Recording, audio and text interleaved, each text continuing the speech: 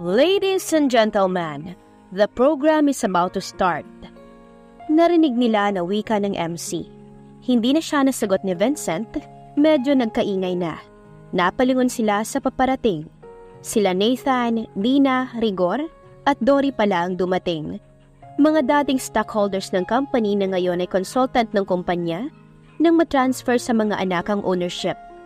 Mom, Dad, ba't ngayon lang kayo? Tanong ni Alexa sa mga magulang. As usual, Iha, hinintay namin ng tita Dory mo na mag-makeup ng 2 oras. Reklamo ni Dina sa kaibigan. Tita, you haven't changed. Ako nga matagal ng 40 minutes hair and makeup. Wala ka talagang kupas. Nakangiting bati niya kay Dory matapos nilang magbeso. Ewan ko ba dito sa nanay ko? Laging nagpapaganda. Diego, huwag mong sabihin na porket may-ari ka na ng kumpanya ay hindi na kita pwedeng batukan. Kaya ko pa rin gawin yun. Pagbabanta ni Tita Dory sa anak. Han, konting finesse, nakakahiya kay Travis. Awat ni Rigor sa asawa. No worries, Tito. I know, ganyan lang sila maglambingan. Hi, Travis. Long time no see, iho. Lapit ni Nathan sa dati nilang abogado. Mukhang na-miss din niyang binata. Niyakap niya ito ng mahigpit. Naging napakalapit nito sa pamilya nila noon, bago ito nagpakilala ng totoong pagkatao. Natutuwa siya na maayos na ang lahat sa kanila ng mga Sandoval. Somehow, napamahal na rin sa pamilya nila si Travis. Oo nga, Tito, it's been a while. What if these days I'll drop by sa house nyo to pay a visit? Namimiss ko na ang lutong paella ni Tita. May ningning ang mata nito habang nagsasalita. Napakalaki ng naging kasalanan niya sa mga anak na magkakaibigang ito. Pero hindi niya nakitaan ng galit ang sino man sa kanila. Naramdam niya ang pagiging at home at napaka-warm. Parang pamangkin din ang turing sa kanya. Walang halong kaplastikan, napaka-pure. Sabi mo yan ha? Hihintayin kita. Ngiting sagot ni Dina. Nang biglang nagkaingay muli, kinabahan si Alexa. Hindi niya maintindihan pero napakabilis ng tibok ng puso niya. Let us all rise to acknowledge the presence of our former president, Mr. Willie Concepcion, together with his wife, Danica Concepcion, and their beloved son, our new CEO, Mr. Lucas Sandoval. Kaya naman pala hindi sumabay sa atin si Nika. Gusto pang VIP ang introduction. Narinig niya pang comment ng tita Dory niya. Pero wala na siyang maintindihan dahil blanko na ang isip ni Alexa. Si Lucas, nandito si Lucas. Tita Nika, Tito Willie, you're here. I thought you're not coming. Salubong ni Misty sa mga bagong dating. Pinauna namin sa program yung speech ni Willie at ni Lucas para makaalis na kami ng maaga. Pwede ba namang kaming mawala sa pinaka-importanting event ng gaya nito? Siyempre hindi.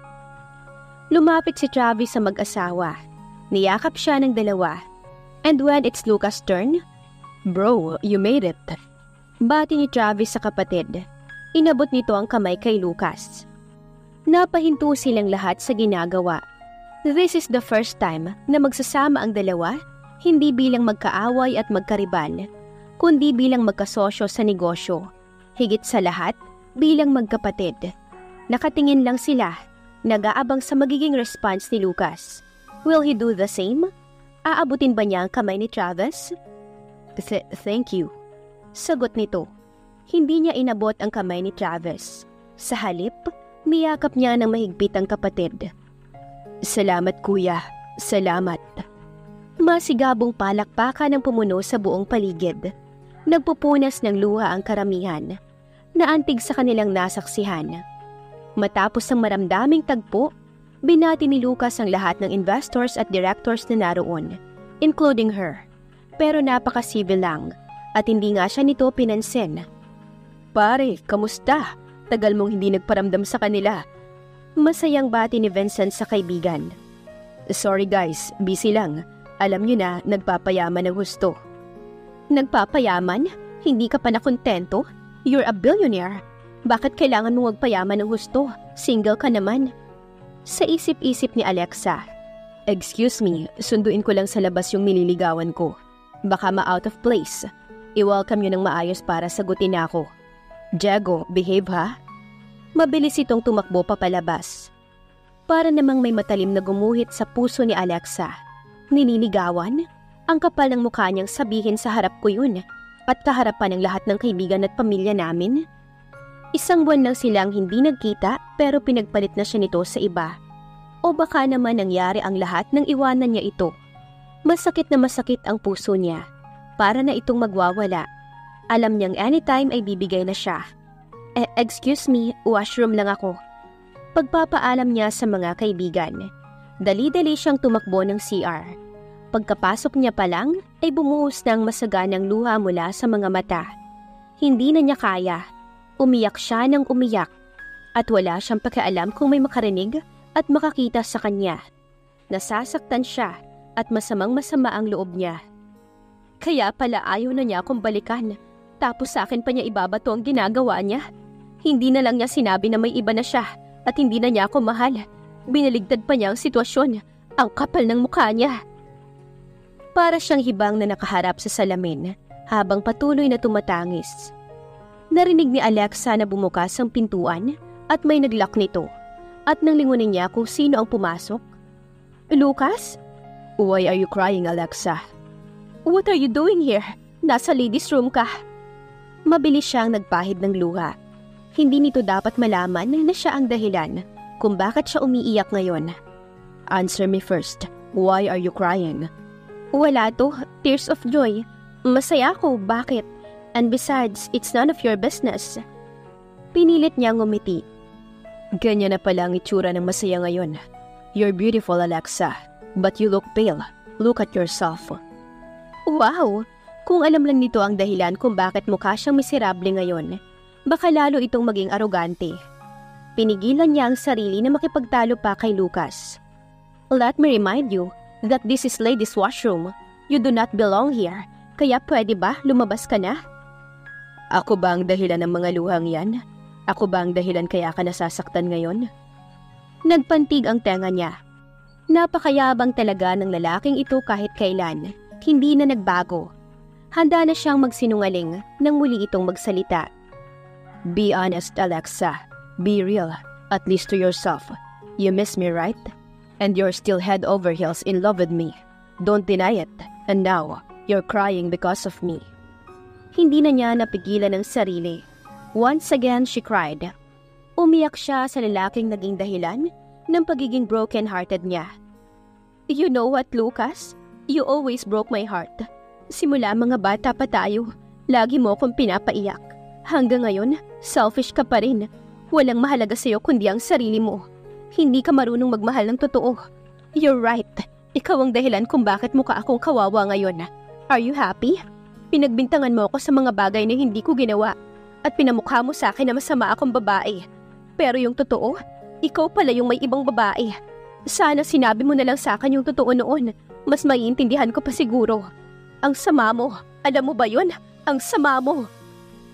So, nagsiselos ka dahil meron na akong iba? FYI, I'm very much single until now. Answer me, Alexa. Do you love me? Matigas nitong tanong sa kanya. Puno ng authority. Tila hindi nito pinansin lahat ng sentiments niya. What? You still have the guts to ask me that question? Ano pang silbi, Lucas? Ano ngayon sa'yo kung mahal pa kita? Para sa ego mo? Tama na, Lucas. Huwag mo na akong saktan. Kasi baka hindi ko nakayanin. Hindi na siya pinatapos ni Lucas magsalita. Tinawid nito ang distansya nila para bigyan siya ng isang mainit na halik. Nagulat siya sa mga ginawa nito. Pero aaminin niya na natuwa siya dahil sa mga halik na ginagawad ni Lucas. Walang duda, na-miss niya ang asawa. You missed me? 'Cause I do, Alexa. Miss na miss kita. Walang araw na hindi kita naisip. Walang araw na hindi ako nangarap na makasama ka ulit. Pagkasabi nito, muli siyang ginawaran ng halik ni Lucas at walang pag-aalinlangan niya itong tinukon. Aminin niya na na-miss niya din ang asawa. Nang biglang tumunog ang cellphone niya. Oy, kayong dalawa. 15 minutes na kayo dyan. Boses ni Diego sa kabilang linya. Inoff na niya ang phone at napangiti ng tumingin kay Lucas. I love you, Alexa. Mahal na mahal kita. Ikaw at ang magiging anak natin. Masaya ako at alam kong mahal mo pa rin ako. Will you give me another chance? Please Alexa, kailangan ako ng anak natin. Umiiyak na rin siya. Mahal siya ni Lucas at alam nito ang tungkol sa pagbubuntis niya. Lucas, kahit hindi mo sabihin, kahit hindi mo hilingin, wala kang choice kundi ang panagutan ako. Dahil hindi lang anak ko ang may kailangan sa'yo. I need you more, 'cause I love you, and I can't imagine my life without you. Ikaw lang ang lalaki sa buhay ko. Buong puso na saad pa ni Alexa. Niyakap siya ng mahigpit ng asawa. Wala na silang pakialam sa mga taong naghihintay sa labas. May intindihan nilang matagal silang hindi nagkita at kapwa nila miss ang isa't isa. Lumabas sila ng CR na parang walang nangyari. Magka-holding hands pa rin sila. Dahil nahihiya, pinilit niyang kumala sa asawa. Pero muli nitong kinuha ang kamay niya. Dito ka lang sa tabi ko. I want to show them that you're mine, Alexa. Akin lang ang asawa ko. Namula siya sa sinabi ng asawa. Kinilig siya sa sinabi nito. Hibang na yata siya dahil gustong-gusto niya na nagsiselo si Lucas ng dahil sa kanya. Ahem. Medyo may pang-aasar ang boses ni Diego pagdating nila. Hawak pa rin ni Lucas ang kamay niya. Masayang nakatingin ang mga in-laws na nasa kabilang table lang. Kahit hindi nila sabihin, alam ng lahat na may magandang nangyari sa kanila. Seems that everybody is happy. Sorry, natagalan ako. She's out of words. Hiyang-hiya siya. Hindi na mga bata ang kaibigan nila para hindi maintindihan ang nangyari sa kanilang mag-asawa. Don't worry, nagpa-games pa naman. Mga nakatatlong laro bago kayo lumabas. Buti prepared ako sa mga ganyang klase ng impromptu. Pagtataray ni Diego. Ngingiti-ngiti lang si Travis, habang si Vincent naman ay makailang beses nang umiling. Bumulong ito kay Travis. Grabe ang kapatid mo. Pagkakita sa kapatid ko, itinago na agad. Sinamaan siya ng tingin ni Lucas. Narinig pala siya nito. Natawa sila, pare-pareho nang tumalim ang tingin nito. Inggit ka lang, get married. Ayain mo na si Misty para matapos na. Aray! Nasampal siya ni Alexa. Inirapan siya nito. Napahalakhak naman si Vincent sa ginawa ng kapatid. First time niyang makita na may sumampal kay Lucas. Walang sino mang babae ang nakagawa nun sa isang Sandoval, kundi si Alexa lang. Asa na nga pala yung nililigawan mo? Sarcastic na tanong ni Alexa sa asawa. Selos ka agad? Ayun o, si Trisha, kasama yung boyfriend niya. Si Trisha? Siya pa rin? Pinigilan ni Lucas ang high-pitch niyang boses. Bigla siya nitong hinalikan sa harap ng mga kaibigan. Wow, you two, get a room! Si Missy na tila nahiya sa kanila. Pinatahimik ko lang, sobrang selosa pala nito.